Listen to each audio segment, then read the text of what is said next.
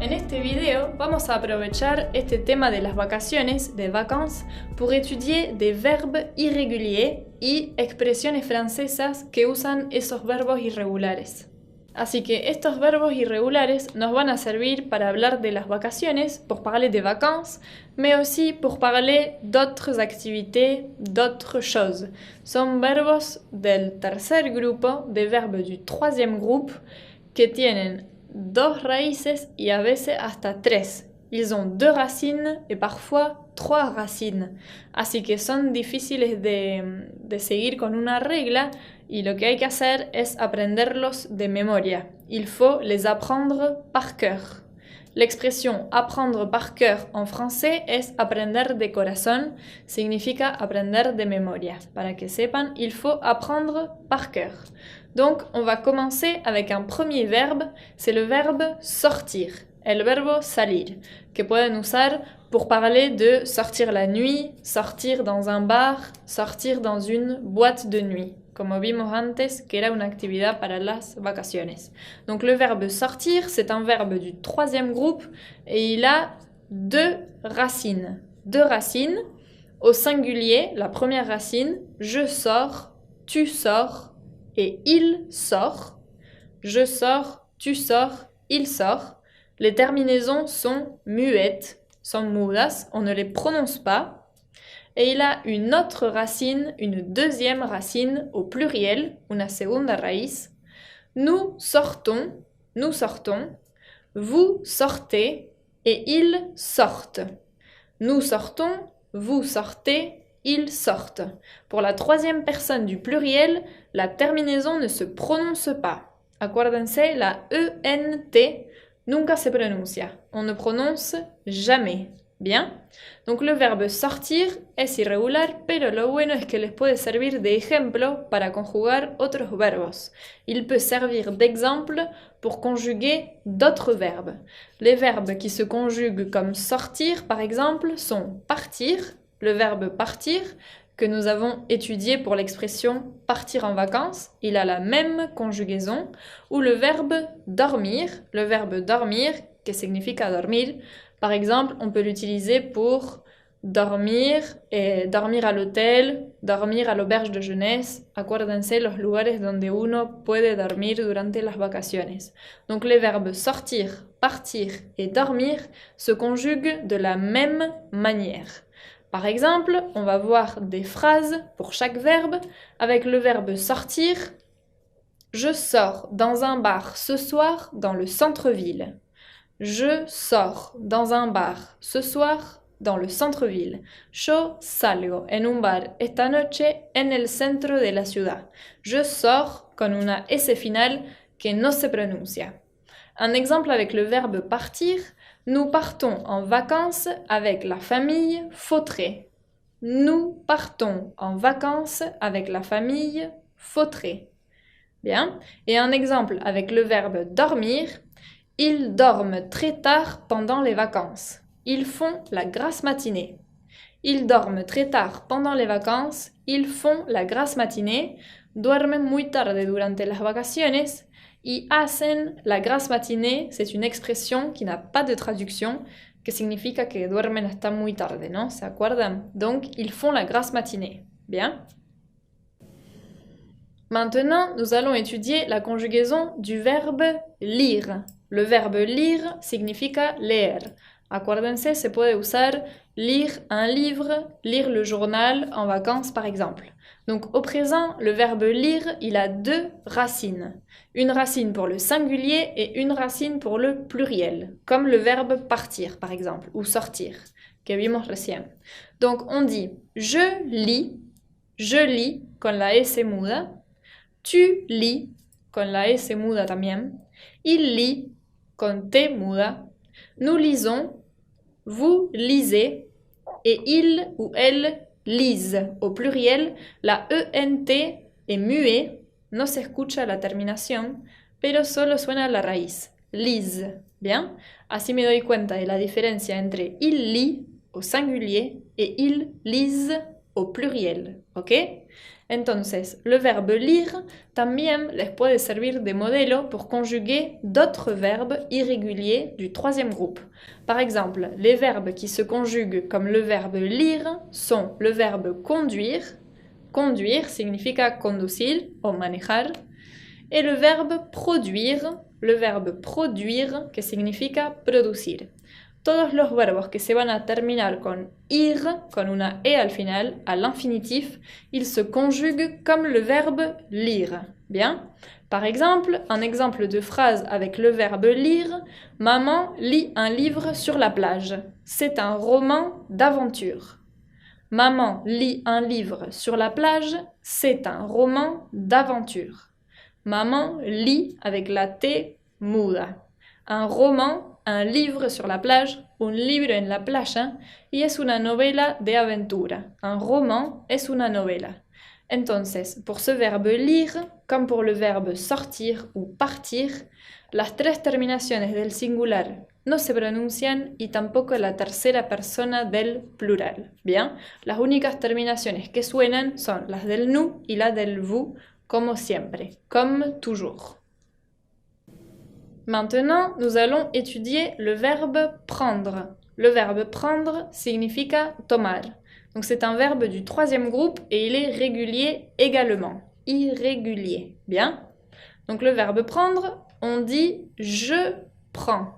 Je prends, c'est la première racine. Je prends avec un S final qui ne se prononce pas. Tu prends avec un S final qui ne se prononce pas non plus. Tampoco. Il prend. Acá fíjense que se le tendría que agregar una T, que es la terminación de la tercera persona del singular, pero como ya termina con una D, no se le agrega nada porque si no se van a chocar dos consonantes seguidas. Entonces no se le pone terminación directamente y esa D no se pronuncia al igual que la primera y segunda persona. Je prends, tu prends, il prend, sin terminación, ¿ok? Ahora, pour le nous et le vous, tenemos une deuxième racine, una segunda raíz. Nous prenons, et vous prenez. Nous prenons et vous prenez. Et pour la troisième personne du pluriel, hay una tercera raíz, une troisième racine. On dit il ou elle prennent. Prennent avec double N, y se insiste bien sobre la N final, y la ENT, la terminaison, ne se prononce pas comme toujours, ¿ok?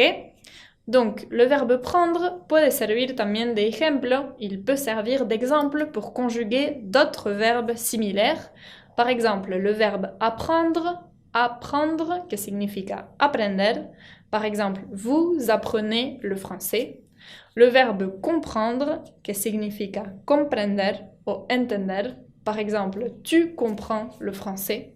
Et le verbe surprendre, que significa sorprender. Bien. Tous ces verbes, apprendre, comprendre, surprendre, están todos compuestos por ese verbo de base que es prendre. Entonces, cuando vean un verbo que está compuesto por prendre, se va a conjugar al igual que él, ¿ok? Ahora algunos ejemplos. Par exemple, avec le verbe prendre, on dit « Tu prends un café au bar avec moi demain matin ». Tu prends un café au bar avec moi demain matin. Tú tomas un café al bar conmigo mañana a la mañana, demain matin. Ok, donc tu prends con una S finale que no se pronuncia. Avec le verbe comprendre, un exemple de phrase. Vous ne comprenez pas l'anglais? C'est facile. Vous ne comprenez pas l'anglais? C'est facile. No entienden el inglés? Es fácil. Ok? Acá, on utilise la forme négative. Ne comprenez pas. El verbo está puesto en el medio entre le ne et le pas, como vimos en el video sobre la négación. Ok? Et maintenant, avec le verbe apprendre, de aprender, j'apprends à faire du ski cet hiver. J'apprends à faire du ski cet hiver. Aprendo a hacer esquí o a andar en esquí este invierno, cet hiver. ¿Ok? Entonces esos son ejemplos de cómo conjugar le verbe prendre. Un autre verbe que vous pouvez utiliser qui est irrégulier, c'est le verbe mettre. Le verbe mettre signifie poner, ok? Y ese verbo mettre, il a deux racines différentes, dos raíces. La première racine, c'est pour les personnes du singulier et la deuxième racine pour les personnes du pluriel, ok? Donc, je mets avec un S final, tu mets, il met. Acá se le tendría que agregar una T, c'est la terminaison de la troisième personne du singulier, pero como ya termina con una T, no se le pone nada. Il ou elle met, ¿ok? Es como le verbe prendre, que estudiamos recién, no se le agregaba la T tampoco porque ya terminaba por una consonante, ¿ok? Donc on dit il met. Nous mettons. Nous mettons. Acá tiene una doble T. Esa es la segunda raíz, pour le pluriel. Nous mettons, vous mettez, et il ou elle mettent. Ellos o ellas ponen. La ENT finale ne se prononce pas, ok? Il y a des verbes qui se conjuguent de la même manière que le verbe mettre. Par exemple, le verbe promettre, que significa prometer, le verbe admettre, que significa admitir, et le verbe permettre, que significa permitir. Todos los verbos que estén compuestos por mettre se van a conjugar igual que él, como pasó con el verbo prendre, ok? Donc un exemple de phrase avec le verbe mettre, elle met une belle robe rouge pour aller en boîte de nuit ce soir. Elle met une belle robe rouge pour aller en boîte de nuit ce soir. Ella pone un lindo vestido rojo para ir al boliche esta noche. Elle met con la T finale que no se pronuncia. Et avec le verbe promettre, un exemple de phrase, nous promettons aux enfants d'aller à la plage. Nous promettons aux enfants d'aller à la plage. Nosotros prometimos a los niños de ir a la playa. Nous promettons avec un double T. Y el último verbo que vamos a estudiar hoy, le dernier verbe que nous allons étudier aujourd'hui, c'est le verbe pouvoir. Le verbe pouvoir signifie poder et il est irrégulier, il termine en war, comme le verbe vouloir que ya vimos cuando hablamos de la intención o de cuando uno tenía un proyecto, usamos le verbe vouloir. Bueno, se conjuga de igual manera como el verbo pouvoir, poder. On dit je peux, lleva una X final que es irregular y que no se pronuncia. Tu peux, acá pasa lo mismo con una X. Il ou elle peut, con una T que no se pronuncia. Les trois personnes du singulier ont la même racine, tienen la misma raíz. Maintenant, la deuxième racine, avec le nous et le vous, on dit nous pouvons et vous pouvez. Nous pouvons et vous pouvez. Et pour la troisième personne du pluriel, une autre racine, on dit ils ou elles peuvent. Ils ou elles peuvent avec ENT qui ne se prononce pas. La différence entre le singulier et le pluriel, il peut et ils peuvent, es que tengo que escuchar esa V corta para el plural para darme cuenta al oral de que me hablan de varias personas. ¿Ok? Donc le verbe pouvoir, como dijimos, il se conjugue comme le verbe vouloir, que significa querer. Avec le verbe pouvoir, on peut dire nous ne pouvons pas prendre de photos dans ce musée. Nous ne pouvons pas prendre de photos dans ce musée. Nosotros no podemos, à la forme négative, tomar fotos en este museo. Nous ne pouvons pas. Ok? Et avec le verbe vouloir, elles ne veulent pas aller voir ce monument. Elles ne veulent pas aller voir ce monument. Ellas no quieren ir a ver este monumento. Elles ne veulent pas. Si tendría esa misma oración au singulier, sería elle ne veut pas. Pero como escucho veulent, entonces me doy cuenta que es plural porque suena veulent, que es distinto de veut, que sería al singular. ¿Ok?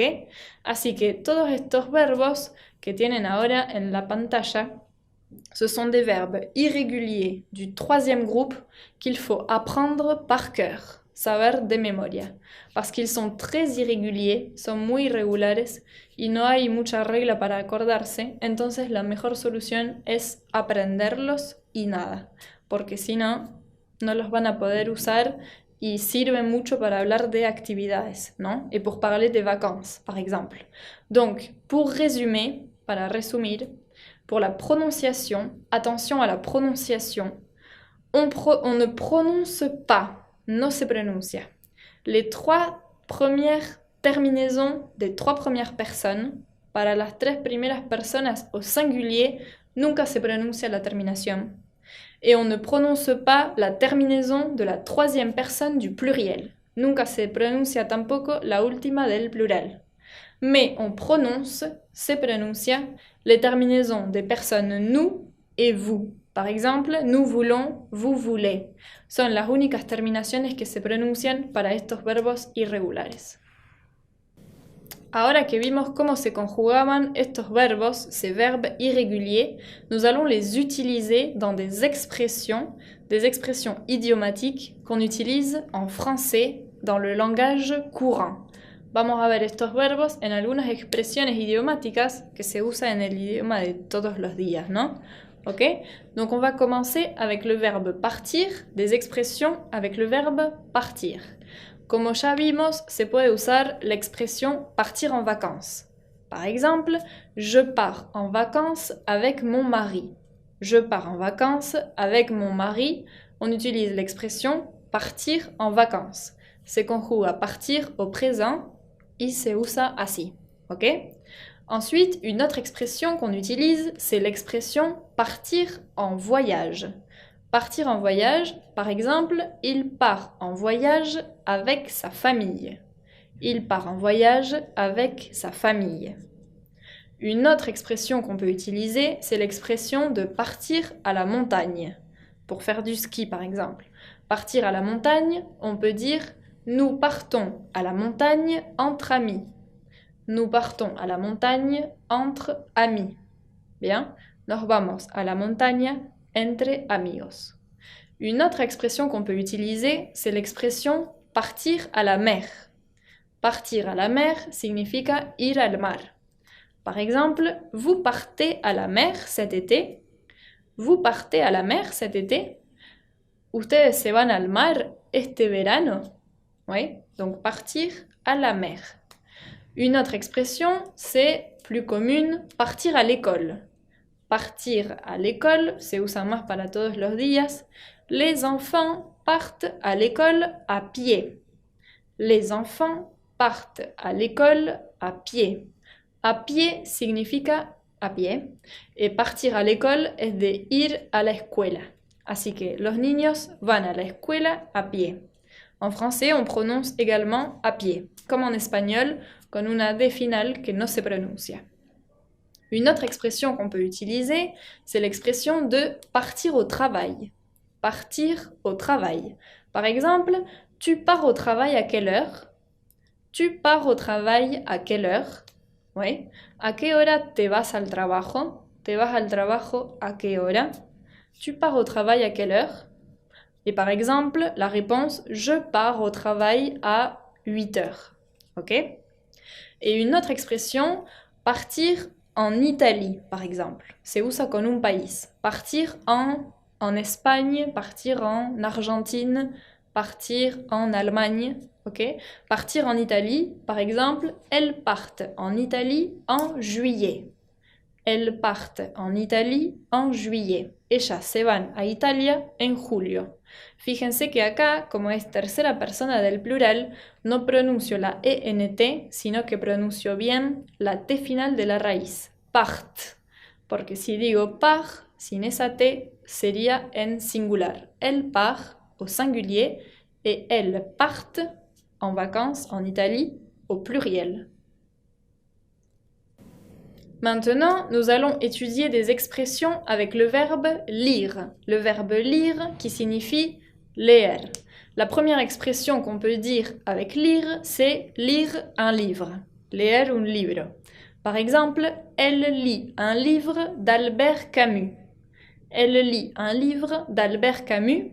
Albert Camus es un autor francés muy conocido y de la literatura muy tradicional, muy bueno, que se los recomiendo leer. Tiene libros cortitos que pueden conseguir, ¿ok?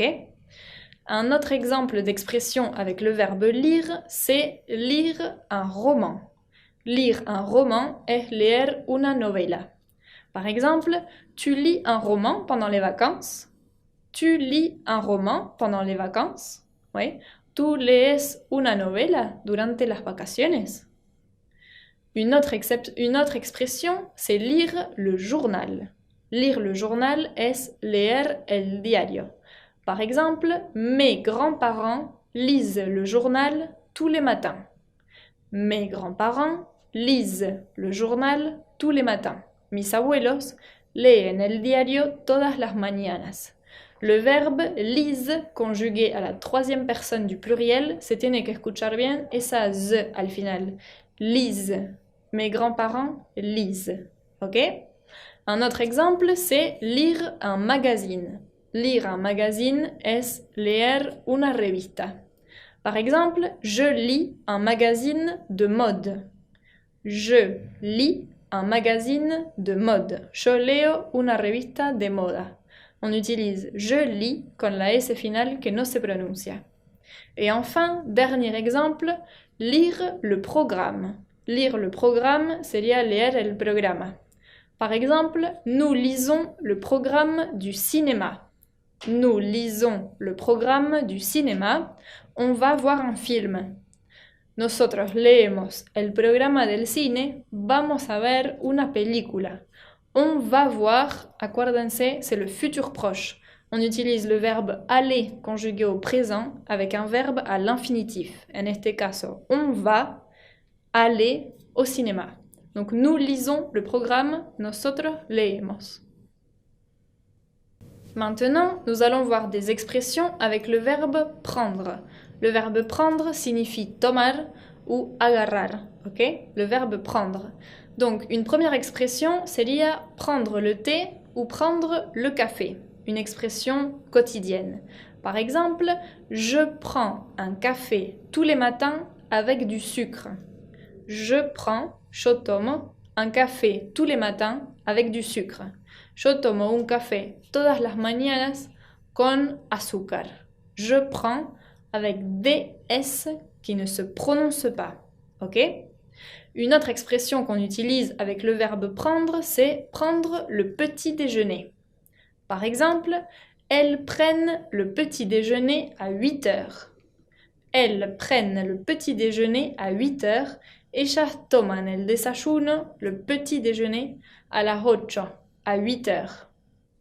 Une autre expression, c'est prendre une douche ou prendre un bain. Tomar una ducha o un baño sería ducharse o bañarse. Prendre une douche ou prendre un bain. Le père prend une douche et les enfants prennent un bain. Le père prend une douche et les enfants prennent un bain. El padre se ducha y los niños se bañan. Ok? Ici, la différence entre le singulier et le pluriel, il prend, le père, et ils prennent, les enfants. Ok? Se dan cuenta que se pronuncia distinto le verbe. Maintenant, l'expression prendre son temps. Prendre son temps significa tomar su tiempo, tomarse su tiempo. Par exemple, il prend son temps. Il marche lentement. Il prend son temps. Il marche lentement. Toma su tiempo, camina despacio. Un autre exemple très utilisé pour faire du tourisme, par exemple, c'est prendre une photo. Prendre une photo sería como decir sacar una foto, ¿no? Tomar una foto. Par exemple, nous prenons des photos de notre voyage en Inde. Nous prenons des photos de notre voyage en Inde. Nosotros sacamos fotos de nuestro viaje en la India. Un autre exemple, c'est d'utiliser le verbe prendre avec les moyens de transport, con los medios de transportes. Par exemple, prendre le bus, prendre le train, prendre l'avion, etc. Une phrase « Vous prenez l'avion pour aller en Espagne ?» Vous prenez l'avion pour aller en Espagne? Ustedes toman el avión para ir a España. Vous prenez l'avion? Une autre expression qu'on utilise, qu'on a vue dans une vidéo précédente, c'est prendre un rendez-vous. Prendre un rendez-vous sería organizar un encuentro. ¿Se acuerdan cuando uno tiene que organizar un encuentro a una hora y en un lugar, à une heure et à une adresse? On dit prendre un rendez-vous. Rendez-vous puede ser encuentro, cita, reunión, etc. Par exemple, tu prends un rendez-vous le 10 mars chez le dentiste. Tu prends un rendez-vous le 10 mars chez le dentiste. Tú sacas un turno el 10 de marzo del dentista. En ese contexto, con el dentista, prendre un rendez-vous sería sacar un turno, ¿ok? Si no, puede significar organizar una cita, organizar una reunión, una juntada, un encuentro. Bien. Et enfin, l'expression prendre des nouvelles. Prendre des nouvelles significa tomar noticias, o sea, pedirle a alguien por sus noticias. Cómo está y qué hay de nuevo, c'est prendre des nouvelles. Par exemple, ils prennent des nouvelles de leur ami malade. Ils prennent des nouvelles de leur ami malade. Ellos toman noticias de su amigo enfermo. Como uso ils prennent con la pronunciación del n al final, me doy cuenta que son ellos al oral, porque si no, se diría il prend. Et pour terminer, quelques expressions avec le verbe mettre. Expresiones comme mettre, que significa poner. Un premier exemple, c'est qu'on peut utiliser le verbe mettre pour dire mettre la table. Par exemple, les enfants mettent la table pour aider leur mère. Les enfants mettent la table pour aider leur mère. Los niños ponen la mesa para ayudar a su madre. Y última expresión, dernière expression, c'est mettre un vêtement. Mettre un vêtement, ponerse ropa. Par exemple, il met un pantalon noir et un t-shirt bleu. Il met un pantalon noir et un t-shirt bleu. Ok? Et un autre exemple, je mets une robe rouge et des chaussures rouges aussi. Je mets une robe rouge et des chaussures rouges aussi. Yo me pongo un vestido rojo y zapatos rojos también. Donc ce sont les expressions qu'on utilise avec ces verbes irréguliers que les pueden servir en ocasiones cotidianas y que son muy típicas. Ce sont des expressions idiomatiques. Con este tema de los verbos irregulares, des verbes irréguliers et des expressions, ya terminamos nuestra clase sobre les vacances et les voyages. Saben que me pueden encontrar en la plataforma por cualquier duda si vous voulez poser des questions y nos vemos en la próxima clase. ¡A bientôt!